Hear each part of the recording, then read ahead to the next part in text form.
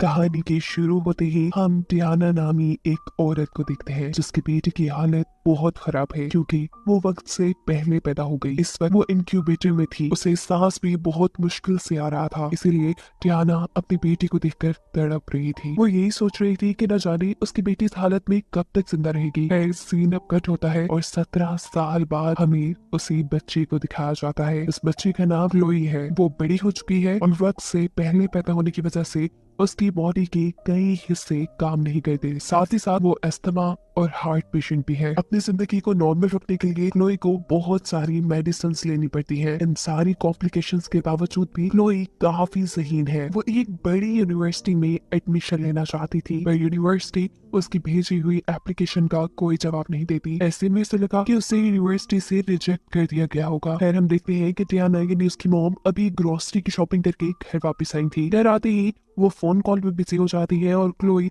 जैसे ही grocery bag से chocolates लेने के लिए बैग खोलती है तो उसे इसके अंदर टियाना के नाम पे कुछ टैबलेट्स मिलती है, जिन्हें देखकर वो परेशान हो जाती है क्योंकि उसकी मॉम तो कोई टैबलेट नहीं यूज करती थी। फिर आखिर उन्हें क्या हुआ होगा? रात में अब उसकी मॉम उसे टैबलेट्स देने के लिए आती है। क्लोई नोटिस करती है कि उसे वही टैबलेट दी गई थी जो उसकी मॉम के नाम से आई थी। वो टियाना से पूछती है कि ये टैबलेट्स आपके नाम से क्यों आई थी? तो टियाना जवाब में कहती है शायद ये फार्मा की गलती है। ऐसे में क्लोई चुपचाप वो मेडिसिन ले लेती है। अगली सुबह क्लोई वही मेडिसिन रैक में से निकालती है। इस मेडिसिन को चेक करने पे उसका फार्मूला ट्रायोक्सिन लिखा था, लेकिन अजीब बात ये थी कि इस मेडिसिन को किसी और मेडिसिन के रैपर से रैप किया गया था और ये देखने पर क्लोई को अब अपनी मॉम पे शक होता है।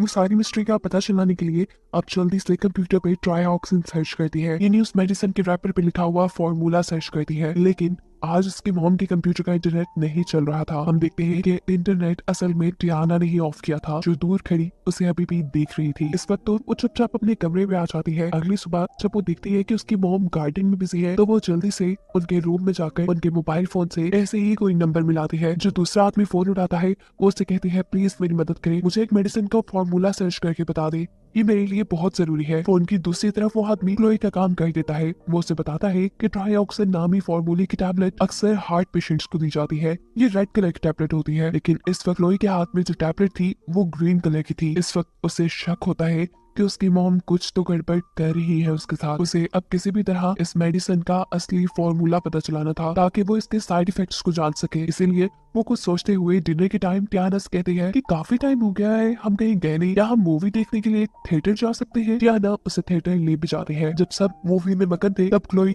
टियाना से पूछकर वॉशरूम के लिए निकलती है, लेकिन असल में वॉशरूम नहीं जाती बल्कि पास की एक फार्मा कंपनी में चली जाती है। वो एक मेडिसिन फार्मासिस्ट को देते हुए कहती है कि मुझे इसके बारे में पता चलाना है कि आखिर ये किस चीज की टैबलेट है और इसकी साइड इफेक्ट क्या है। फार्मा उसे इस मेडिसिन की इन्फॉर्मेशन देने से मना कर देती है क्योंकि ये मेडिसिन उसकी मॉम के नाम पर ली गई थी। या क्लोई फार्मा से कहती है असल में मैं और मेरी मॉम गेम खेल रही है, उन्होंने मुझे ये टास्क दिया है कि मैं इस मेडिसिन का फॉर्मूला ढूंढ के लाऊं। प्लीज अगर आप मेरी मदद कर देंगी तो मैं जीत जाऊंगी। ये सुनते हुए फॉर्मा उसे सर्च करके बताती है। ये सुनते हुए फॉर्मा उसे मेडिसिन देखकर बताती है कि ये मेडिसिन डॉग्स के लिए इस्तेमाल होती है और अगर कोई इंसान इन मेडिसिन को ले ले तो वो पैरालाइज हो सकता है। ये सुनने के बाद क्लोई बहुत ज्यादा डर चुकी थी क्योंकि उसके घर कोई डॉग नहीं था और बचपन से ही उसे उसकी मॉम ये टैबलेट्स देती आ रही थी। उसे ढूंढते परेशानी और डर में उसे अस्थमा अटैक भी आ चुका था। वो सांस मुश्किल से ले रही थी और इसी टाइम पर टियाना यानी उसकी मॉम भी उसे ढूंढते हुए यहाँ आ चुकी थी। वो उसे एक इंजेक्शन लगाते हुए बेहोश कर देती है और फिर अपने घर ले आती है। जब वो होश में आई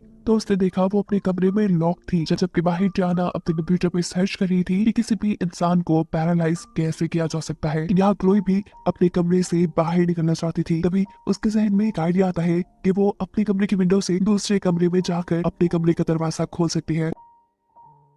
वो हॉट आयरन रॉड लेकर अपने मुंह के अंदर ठंडा पानी भरती है और अपनी खिड़की से बाहर की तरफ जंप कर देती है। मुश्किल से रेंगते हुए वो अपने मॉम के रूम तक पहुंची थी तो जिसकी विंडो को सबसे पहले वो आयरन रॉड से गर्म करने के बाद उसके ऊपर ठंडा पानी फेंकती है। ऐसे विंडो के टूटने पे वो इस कमरे में आ चुकी थी। वो इस कमरे से जल्दी से बाहर जाती है और अपने रूम का दरवाजा खोलती है। उसको दोबारा से सांस लेने में मुश्किल हो गई थी। वो यही रूम में रखा हुआ अपना इनहेलर यूज करती है और जल्दी से स्टेयर्स से नीचे आने की कोशिश में लग जाती है। पर देखती है कि अब उसकी लिफ्ट काम नहीं कर रही, लेकिन उसे किसी भी हालत में नीचे जाना था। वो अब अपनी व्हीलचेयर को पहले नीचे फेंकती है और फिर खुद भी सीढ़ियों से गिर जाती है। उसे इस वक्त काफी चोट भी आई थी, लेकिन वो अपने आप को संभालते हुए दोबारा व्हीलचेयर पे बैठकर घर से बाहर निकल जाती है। घर से निकलने में तो वो कामयाब हो गई, लेकिन वो मदद किससे मांगे? उसके घर के आसपास किसी का भी घर नहीं था। वो रोड पे निकल जाती है और तभी उसे एक गाड़ी की आवाज आती है। क्लोई को लगा कि ये टियाना की गाड़ी है, इसीलिए वो जंगलों में छुप गई, पर असल में ये तो एक ट्रक था। वो इस ट्रक के सामने जाकर खड़ी हो जाती है, जिसे देखकर ट्रक वाला अपना ट्रक रोक देता है। क्लोई यहाँ उससे मदद मांगती है। वो उसे सारी कहानी सुना देती है कि कैसे उसकी मॉम बचपन से उसे डॉग्स की मेडिसिन देकर पैरालाइज रख रही है, उसकी जान खतरे में है। वो इस आदमी से कहती है कि मुझे किसी भी हालत में पुलिस स्टेशन जाना है। ये आदमी उसकी बात मान लेता है। इससे पहले कि वो क्लोई को अपने ट्रक में बिठाता, पीछे से टियाना आ जाती है, जो उससे पूछती है कि तुम मेरी बेटी को आखिर कहाँ लेके जा रही हो? जिसके जवाब में ये आदमी कहता है कि तुम्हारी बेटी को लगता है कि तुम उसे गलत मेडिसिन दे रही हो, वो तुम्हारे खिलाफ पुलिस स्टेशन जाना चाहती है और इस काम में मैं उसकी मदद करूंगा। टियाना की तो अब होश ही उड़ चुके थे। टियाना उसे बहुत तरीकों से समझाती है,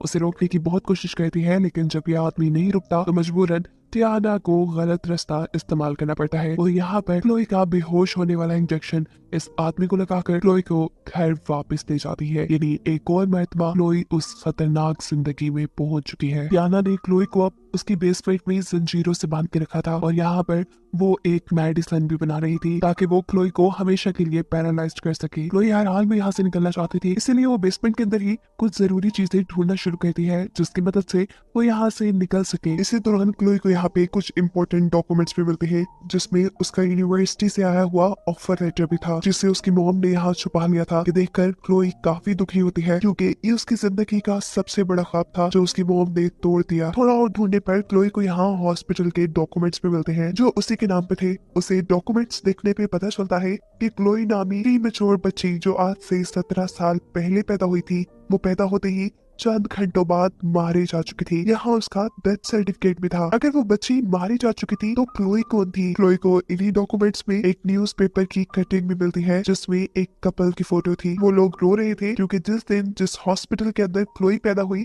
उसी दिन उसी हॉस्पिटल के अंदर उनकी भी बेटी पैदा हुई थी, जिसको हॉस्पिटल से ही किसी ने किडनैप कर लिया था। ये खबर देखने के बाद क्लोई जान चाहती है कि टियाना उसकी असली मॉम नहीं, बल्कि उसकी असली मॉम डैड ये लोग हैं। वो अब यहाँ से निकलना चाहती है, लेकिन कैसे निकले? सारे रास्ते बंद हैं। इसी दौरान यहाँ पर टियाना भी आ जाती है। क्लोई उसे देखकर घबरा जाती है।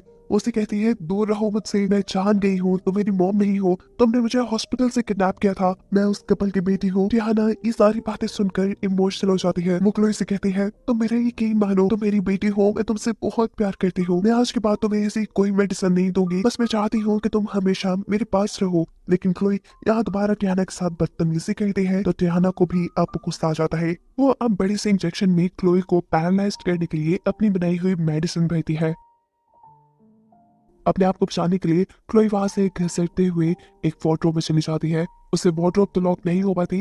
वो अपने आप को बचाने के लिए यहाँ पे एक लिक्विड पी लेती है, जिससे वो बेहोश हो चुकी थी। टियाना को लगा वो मर गई और ये सोचते ही टियाना की हालत खराब हो गई थी। वो बहुत ज्यादा रो रही थी, क्योंकि वो सच में क्लोई को अपनी बेटी मानती थी। वो क्लोई को अपने से दूर भेजना नहीं चाहती थी और वो क्लोई को पैरालाइज होने वाली भी मेडिसिन इसलिए दिया करती थी कि कहीं वो अपने असल पेरेंट्स के पास ना चली जाए। अब क्लोई को जब होश आया तो उसने अपने आप को हॉस्पिटल में पाया। उसके इर्द गिर्द डॉक्टर्स थे और उसके स्टमक को साफ किया जा रहा था। वो रूम से बाहर देखती है तो वहाँ टियाना खड़ी थी, यानी वही उसे हॉस्पिटल लेकर आई होगी। उसे देखकर वो दोबारा से डर जाती है और पास खड़ी नर्स को बुलाती है। वो उसे इशारे से एक पेन और एक पेपर मांगती है, जिस पर वो नर्स को कुछ लिखकर बताना चाहती थी, और ये चीज बाहर टियाना भी देख लेती है। टियाना जानती थी कि क्लोई नर्स को उसी के बारे में बताएगी, इसीलिए वो वक्त रहते ही हॉस्पिटल का इमरजेंसी अलार्म बजा देती है। हॉस्पिटल में अफरा तफरी मच जाती है और इसी का फायदा उठाते हुए वो यहाँ से क्लोई को लेकर भाग जाती है। अब जैसे ही नर्स रूम में आई तो उसने देखा कि क्लोई वहाँ थी ही नहीं, क्योंकि क्लोई ने उससे पेन और पेपर भी मांगा था कुछ बताने के लिए।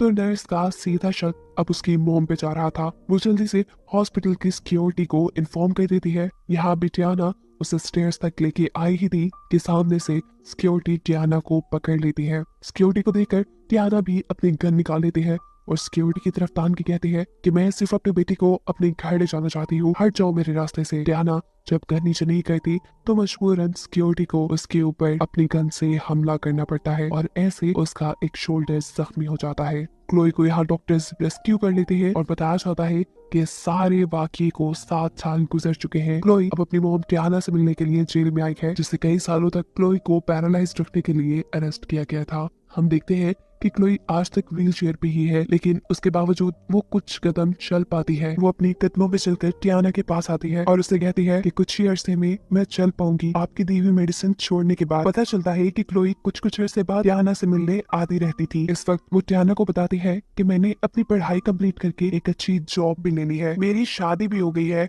और मैंने अपने असली पेरेंट्स को भी ढूंढ लिया है। टियाना बस खामोशी से उसकी बात सुनती जा रही थी। इसके बाद हम देखते हैं कि क्लोई अपने मुंह के अंदर से कुछ रैप की हुई टैबलेट्स निकालती है, वही टैबलेट्स जो जिंदगी भर टियाना उसे पैरालाइज रखने के लिए देती रही। और अब ये मेडिसिन क्लोई उसके मुंह में डाल रही थी। साफ जाहिर था कि वो टियाना से अपना बदला ले रही है और वो नहीं चाहती कि कभी भी टियाना इस जेल से बाहर आए, जिसे अब दिखाते हुए ये कहानी यहाँ खत्म हो जाती है।